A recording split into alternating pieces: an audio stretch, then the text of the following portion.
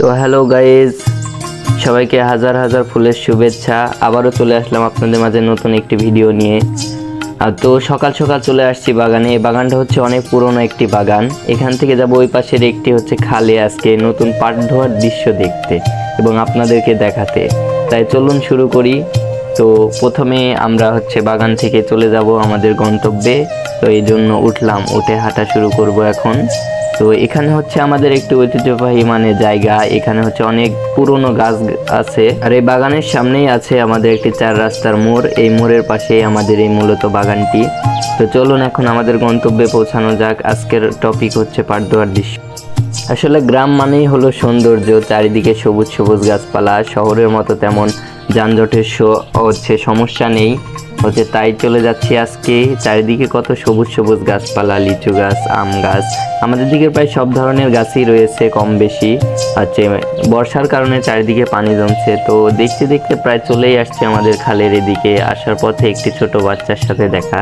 সে দেখি ছাগল নিয়ে বাঁধতেছে খুঁটির সাথে। সে বলতেছে আমার সাথে কিছু কথা বললো। তার সাথে কিছু কথা বলার পরেই চলে গেলাম, হাঁটা শুরু করলাম। তাও চারিদিকে সবুজ গাছপালা, ছাগল, মানুষ পাট ধুয়ে সেই শোলা লাড়ছে, দেখতেই পাচ্ছেন আপনারা। এই যে মানুষ।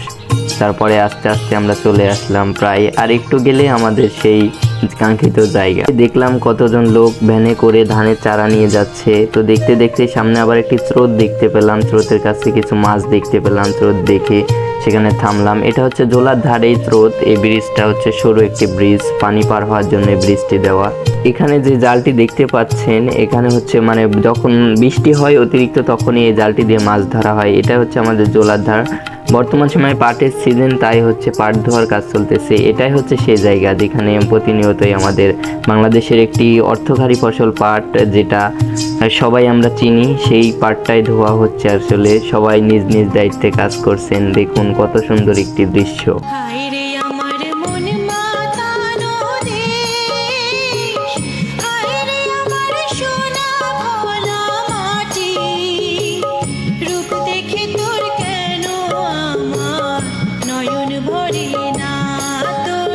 আসলে এমন পাট ধোয়ার দৃশ্যগুলো শুধু গ্রামেই দেখা যায়।